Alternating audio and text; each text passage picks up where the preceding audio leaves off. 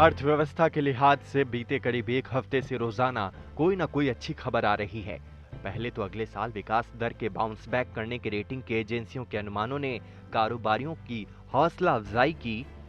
Fitch, एस&पी और Morgan Stanley ने कहा है कि 2021-22 से एक बार फिर तेजी का दौर शुरू होगा। पीएम ने भी मुख्यमंत्रियों के साथ बैठक में भरोसा दिलाया है कि अर्थव्यवस्था में तेजी के संकेत मिलने लगे हैं। बीते कुछ हफ्तों के प्रयासों से हमारी अर्थव्यवस्था में ग्रीन शूट्स दिखने लगे हैं। कोरोना को जितना रोक पाएंगे, उसका बढ़ना जितना रोक पाएंगे, उतना ही हमारी अर्थव्यवस्था खुलेगी। हमारे दफ्तर खुलेंगे, मार्केट खुलेंगे, ट्रांसपोर्ट के साधन खुलेंगे और उतने ही रोजगार के नए अवसर भी बनेंगे। पीएम के इस यकीन की बानगी रोजगार के मौके बढ़ने के तौर पर सामने भी आ गई है। हालांकि फिलहाल इसकी वजह न तो अर्थव्यवस्था में आई तेजी है और न ही सरकार के लिए गए फैसले। ये सुधार तो अनलॉक 1 में ज्यादातर आर्थिक गतिविधियों के शुरू हो जाने से आया है।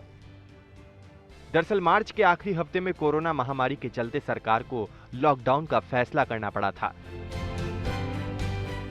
इस वजह से 25 मार्च से 31 मई तक चले लॉकडाउन के दौरान देश की बेरोजगारी दर रिकॉर्ड स्तर पर पहुंच गई थी। 22 मार्च को देश में बेरोजगारी दर 8.41% थी, जो 5 अप्रैल को बढ़कर 23.38% हो गई। वहीं 11 मई को ये 24% पर पहुंच गई। लेकिन अनलॉक 1 के दूसरे हफ्ते में इसमें हैरान कर देने वाली कमी आई और 14 जून को ये 11.63% पर लुढ़क गई। ये आंकड़ा centre for monitoring Indian economy यानी CMIE के एक सर्वे से सामने आया है। CMIE की रिपोर्ट से यह भी साबित हो रहा है कि लॉकडाउन का असर शहरों के मुकाबले ग्रामीण क्षेत्रों में थोड़ा कम रहा। अगर लॉकडाउन के दौरान दोनों जगहों में बेरोजगारी दर की तुलना की जाए तो 22 मार्च को शहरी इलाकों में बेरोजगारी दर 8.66% थी और उस दौरान ग्रामीण क्षेत्रों में यह आंकड़ा 8.29% था।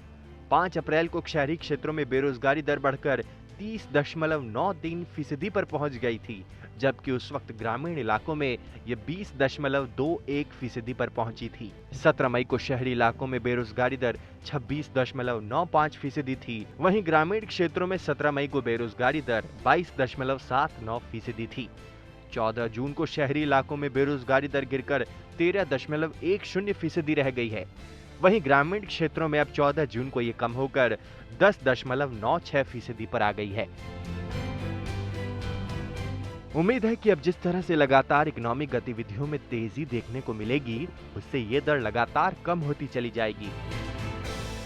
हिंदुस्तान एक बहुत बड़ा मार्केट है। हम पूरे विश्व की नंबर 5 एक इकोनॉमिक पावर है और हम $5 बिलियन अपनी GDP की तरफ बढ़ रहे हैं, जिससे हम विश्व की नंबर 3 इकोनॉमिक पावर बनेंगे US और चाइना के बाद में। तो भारत एक बहुत बड़ा ग्लोबल इकोनॉमिक पावर है। हालांकि बेरोजगारी दर अभी भी दोहरे अंकों में है और ये कहीं से भी सामान्य नहीं कही जा सकती।